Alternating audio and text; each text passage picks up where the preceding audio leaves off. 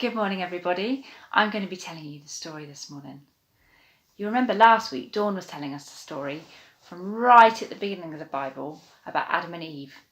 And you'll probably remember that it had a bit of a sad ending because Adam and Eve made a bad choice. They did what Satan, the snake, told them to do rather than what God had told them to do, which meant they had to leave the beautiful garden that God had made for them. But do you remember that God made them a promise that he would come back and rescue them and get rid of all of the bad things in the world? Well, today's story happened a long time after Adam and Eve left the garden. The world was full of people, and one of them was a man called Noah. Now, Noah was God's friend, which in those days was quite unusual because everybody else had forgotten about God and were just doing their own thing. They were doing lots and lots of bad things, and this made God sad. You see, God is love, and so he remembered Noah because Noah was a good guy. Noah did what was right, and God honoured him. God wanted to look after him. He said to Noah, "Things have gone so wrong. People have filled my world with hate instead of love, and they're destroying it and themselves. I must stop them." He told Noah he was going to do this by sending a big storm with lots of rain, which would cause a big flood. The storm was going to wash away all of the hate and sadness and everything that had gone wrong in the world to make it clean again. God had thought of a way to keep Noah and his family safe, but Noah would have to trust God and do exactly what God told him to. So God gave Noah instructions on how to make an enormous boat called an ark. He told him what kind of wood to use, how big each piece of wood needed to be, where it needed to go, how the ark needs to have a big door and 3 stories. It was going to be enormous. Now, I think that Noah's neighbours might have laughed at him and made fun of him while he was making this boat because they didn't believe there was going to be a storm or that anyone was going to need rescuing. And because the boat was so big, it probably did look quite silly. Do you know, Noah lived in the middle of the desert. He didn't live anywhere near a sea where you could float a boat as big as that. But one of the things about Noah was that he didn't mind so much what other people said or thought about him. He minded about what God thought, and he wanted to do the right thing, so he did what God told him.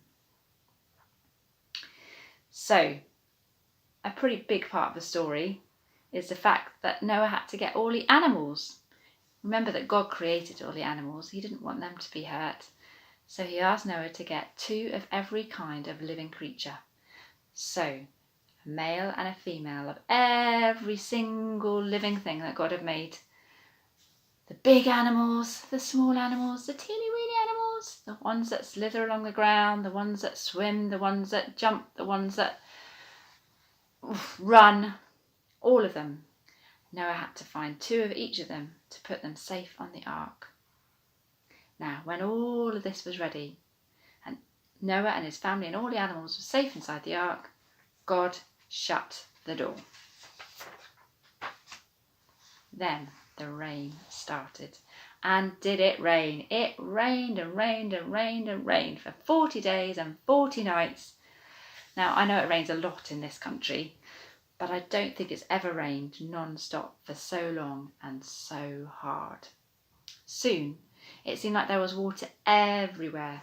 The rain came down from the sky, water came up from the ground, and everywhere you looked, there was water. The puddles joined up to be rivers, the rivers joined up to be lakes. Water, water, water. And that big boat, I think, must have looked quite small, actually, in all that water. Everything that wasn't on the ark died. Finally, the rain stopped and the sun came out. Phew! It must have been so nice to be able to open that window and let some fresh air into the boat. Even though the rain had stopped, Noah and the animals couldn't just leave the ark. there was still so much water around, they had to wait. So they waited and waited and waited. And then Noah sent his dove out to explore. The dove would fly out and come back and fly out and come back. One day it flew out and it came back with some leaves in its mouth. So Noah knew that the water was starting to go down. Then he waited a bit more, sent the dove out again, and the dove came back. No, he didn't. The dove didn't come back. The dove had found somewhere to make a nice home, and it found enough food. So Noah knew that the water was going down enough. The ark landed on top of a big mountain, and when it was time for everyone to come out, God said, "Out you come."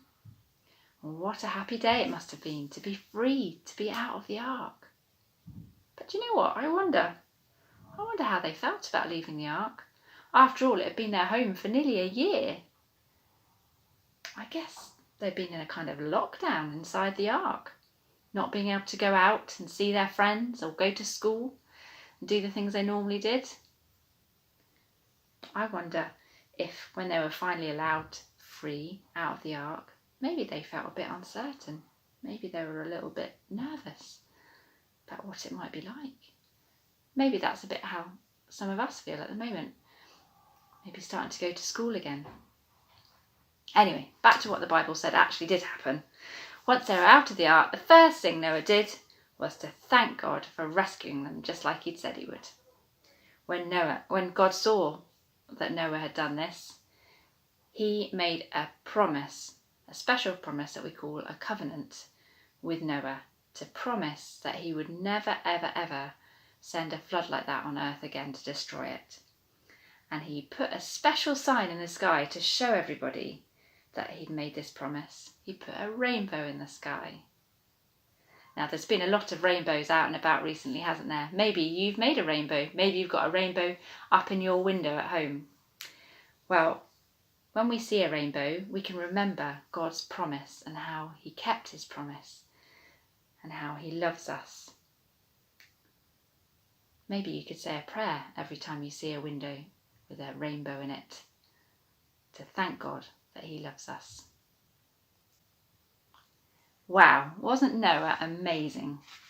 I think that there's a lot we can learn from this story today about Noah. The way that Noah worried more about what God said than what other people said.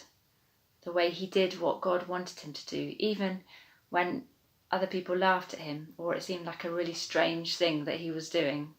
He trusted God and he relied on God. Now, I think remembering the colours of the rainbow is quite hard, but I've got a special rhyme to help us, and it also helps us to remember the true story behind rainbows, because it helps us to remember that Noah trusted God, that God would win, that God would help and save Noah. So the rhyme is for red, orange, yellow, green, blue, indigo, violet. It says, rely on your God, believe in victory. And that's just what Noah did, isn't it? He relied on God to save him, and he knew that God would have the victory, that God would get rid of all of the bad things on earth. Isn't that amazing? Fantastic. So there's some craft things online that you can do. I'll show you some pictures of those. And please remember also to do your art for the prayers for Love Wycombe. That would be fantastic. Thank you, everybody. See you next time. Bye. On the website, there's activities like this, where you can, on the website, there's shapes that you can cut out with a Bible verse, or you can just draw on a paper plate, and you can make this, and you can make a puppet of Noah building the ark first, and then the animals go in, and then God sent the rain, and it floated on the water. There are other activities as well on the website.